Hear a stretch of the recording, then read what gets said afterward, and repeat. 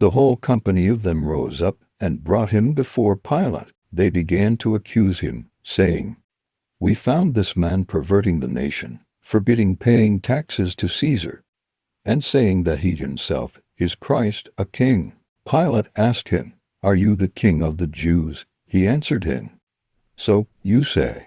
Pilate said to the chief priests and the multitudes, "I find no basis for a charge against this man." But they insisted, saying, "He stirs up the people, teaching throughout all Judea, beginning from Galilee even to this place."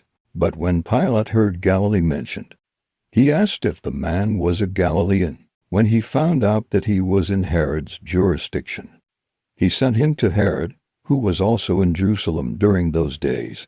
Now when Herod saw Jesus, he was exceedingly glad, for he had wanted to see him for a long time because he had heard many things about him.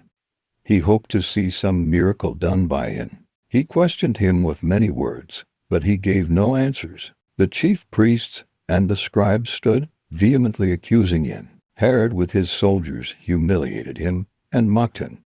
Dressing him in luxurious clothing, they sent him back to Pilate. Herod and Pilate became friends with each other that very day, for before that they were enemies with each other. Pilate called together the chief priests, the rulers, and the people, and said to them, "You brought this man to me as one that perverts the people, and behold, having examined him before you, I found no basis for a charge against this man concerning those things of which you accuse him. Neither has Herod, for I sent you to him, and see, nothing worthy of death has been done by him. I will therefore chastise him and release him." Now he had to release one prisoner to them at the feast, but they all cried out together, saying, "Away with this man! Release to us Barabbas, one who was thrown into prison for a certain revolt in the city, and for murder." Then Pilate spoke to them again, wanting to release Jesus. But they shouted, saying, "Crucify, crucify him." He said to them the third time, "Why, what evil has this man done? I have found no capital crime in him. I will therefore chastise him and release him." But they were urgent with loud voices, asking that he might be crucified. Their voices and the voices of the chief priests prevailed. Pilate decreed that what they asked for should be done. He released him who had been thrown into prison for insurrection and murder, for whom they asked, but he delivered Jesus up to their will. When they led him away, they grabbed one Simon of Cyrene, coming from the country, and laid on him the cross, to carry it after Jesus.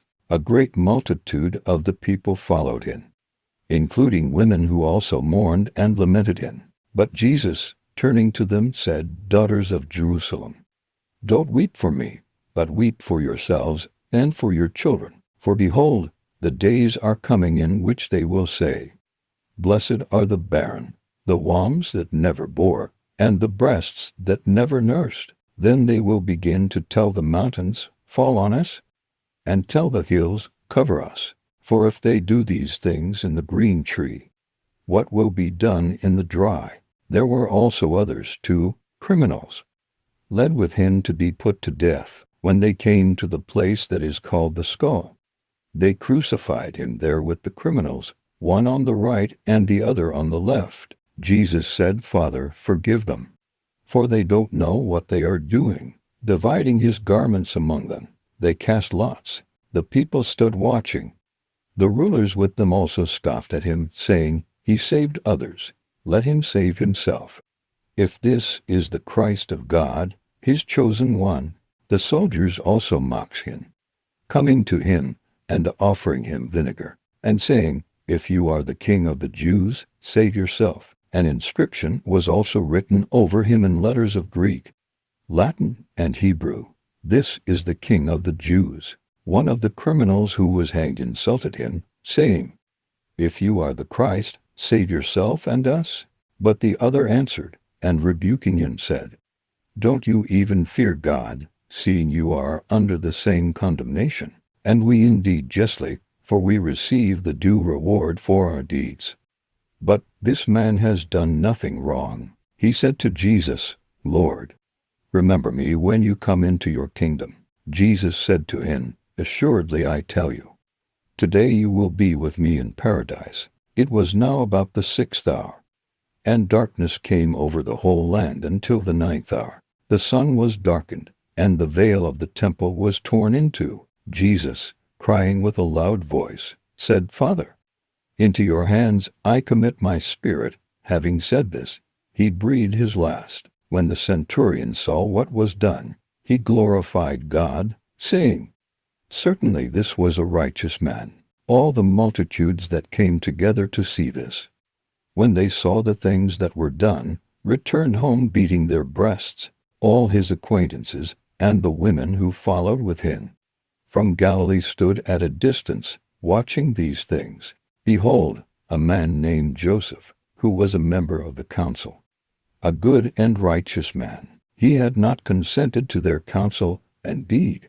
From Arimathea, a city of the Jews, who was also waiting for God's kingdom. This man went to Pilate and asked for Jesus' body. He took it down and wrapped it in a linen cloth and laid him in a tomb that was cut in stone, where no one had ever been laid. It was the day of the preparation, and the Sabbath was drawing near. The women who had come with him out of Galilee followed after, and saw the tomb, and how his body was laid. They returned and prepared spices and ointments.